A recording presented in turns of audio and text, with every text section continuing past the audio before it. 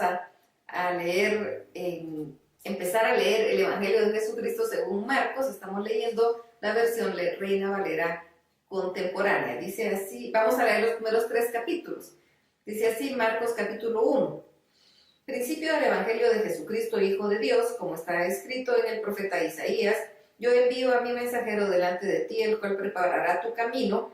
Una voz clama en el desierto: preparen el camino del Señor, enderecen sus sendas.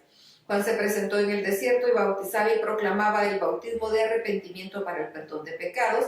Toda la gente de la provincia de Judea y de Jerusalén acudía a él, y allí en el río Jordán confesaban sus pecados y Juan los bautizaba. La ropa de Juan era de pelo de camello, alrededor de la cintura llevaba un cinto de cuero y se alimentaba de langostas y miel silvestre.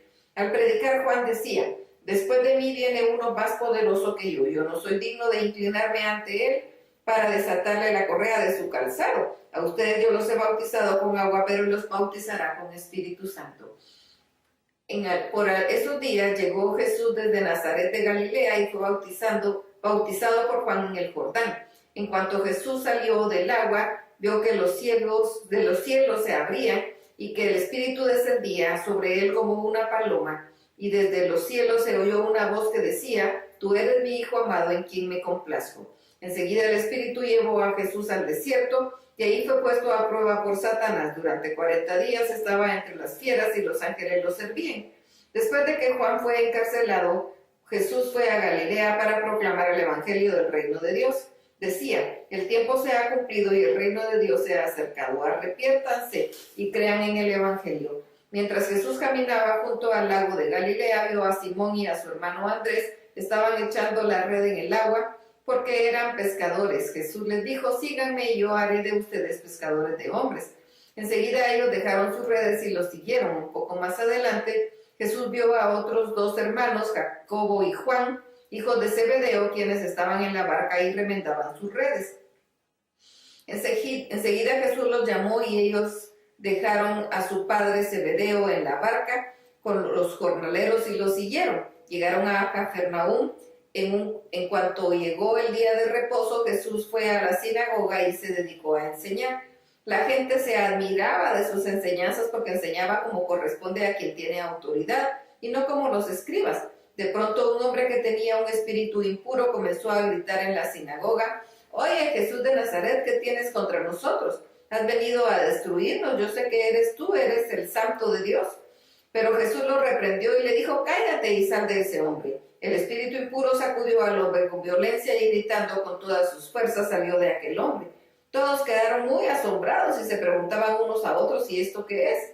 ¿Acaso es una nueva enseñanza? Con toda autoridad manda incluso a los espíritus impuros y esto le obedecen.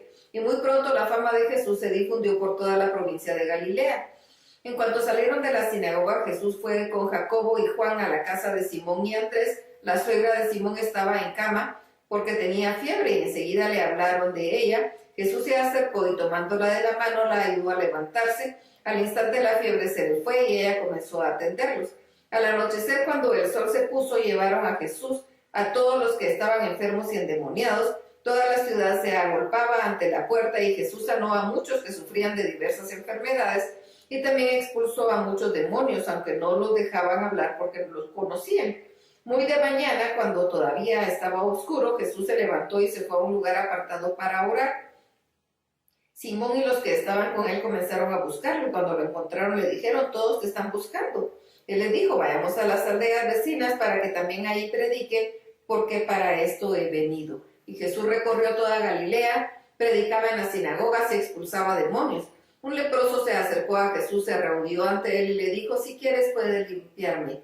Jesús tuvo compasión de él, así que extendió la mano, lo tocó y le dijo: quiero, ya has quedado limpio. En cuanto Jesús pronunció estas palabras, la lepra desapareció y aquel hombre quedó limpio.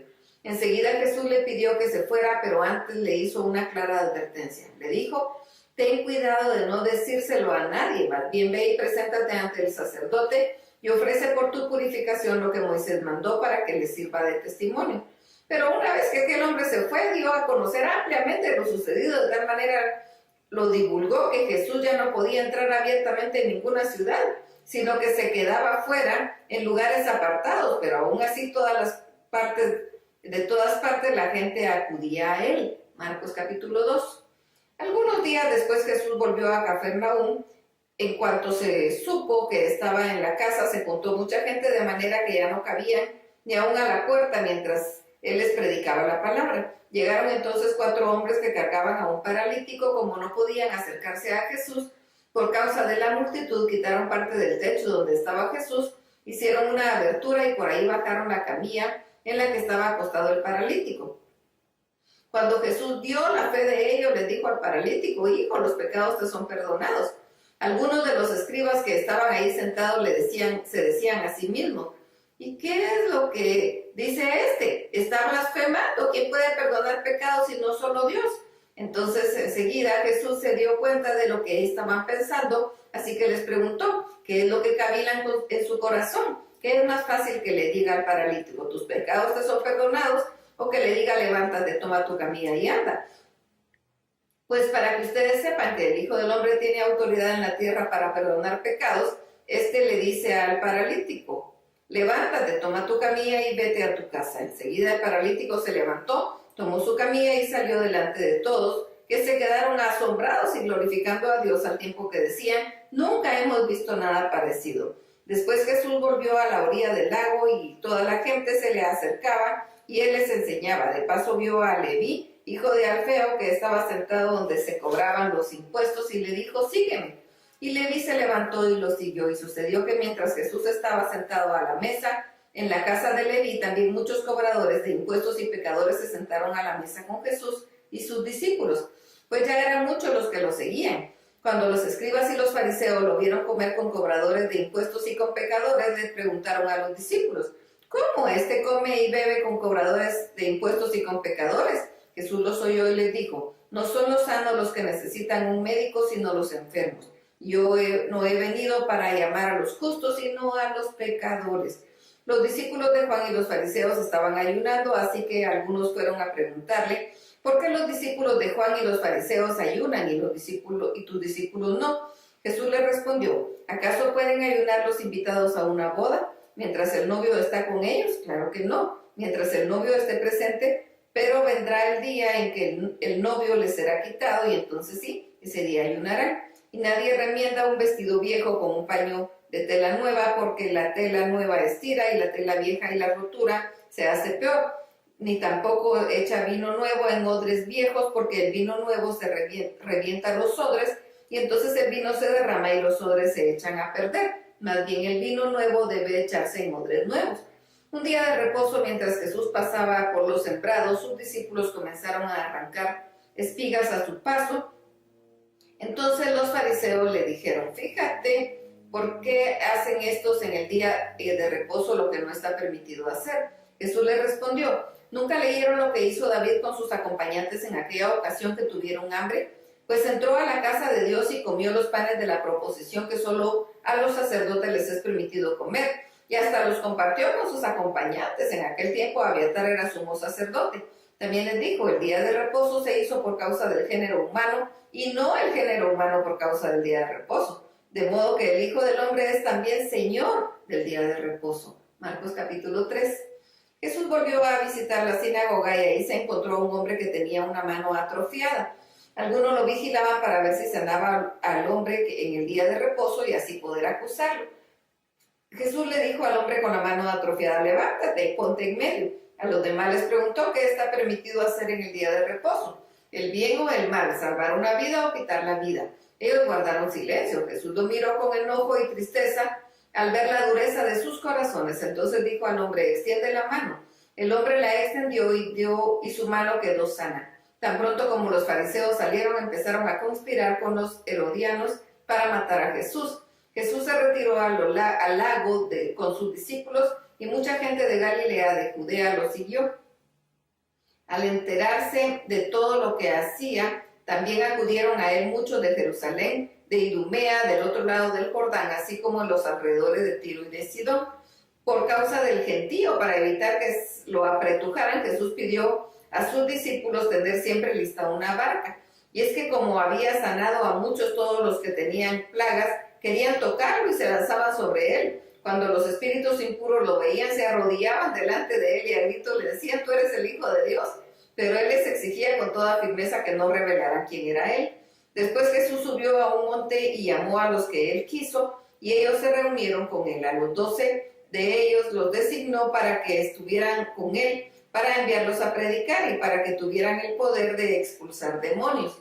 Estos 12 eran Simón, a quien puso por sobrenombre Pedro, Jacobo y su hermano Juan, hijo de Zebedeo, a quienes les puso por sobrenombre Boanerges, que significa hijos del trueno, Andrés, Felipe, Bartolomé, Mateo, Tomás, Jacobo, hijo de Alfeo, Tadeo, Simón el cananita y Judas Iscariote, que fue quien lo traicionó. Jesús entró en una casa y de nuevo se juntó tanta gente que ni siquiera podía comer él y sus discípulos. Cuando sus familiares lo supieron, fueron para llevárselo porque pensaban que estaba fuera de sí. Pero los escribas que habían venido a Jerusalén decían: a este lo domina Beelzebú y expulsa a los demonios por el poder del príncipe de los demonios.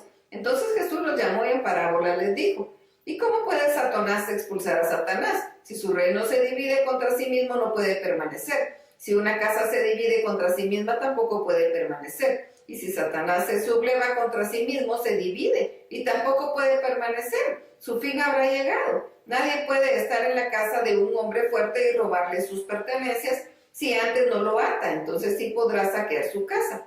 De cierto les digo que a todos ustedes se les perdonará todo pecado y toda blasfemia. Pero el que blasfeme contra el Espíritu Santo jamás será perdonado, sino que será culpable de un pecado eterno. Y es que ellos habían dicho: este tiene un espíritu impuro. Llegaron entonces la madre y los hermanos de Jesús, pero se quedaron afuera y mandaron a llamarlo. La muchedumbre sentada a su alrededor le dijo: tu madre y tus hermanos y tus hermanas están afuera y te buscan. Y Jesús le respondió: ¿y quién es mi madre y mis hermanos? Miró entonces a los que estaban sentados a su alrededor y dijo: mi madre y mis hermanos están aquí, porque todo el que hace la voluntad de Dios es mi hermano y mi hermana y mi madre. Hasta aquí la lectura. Dios los bendiga.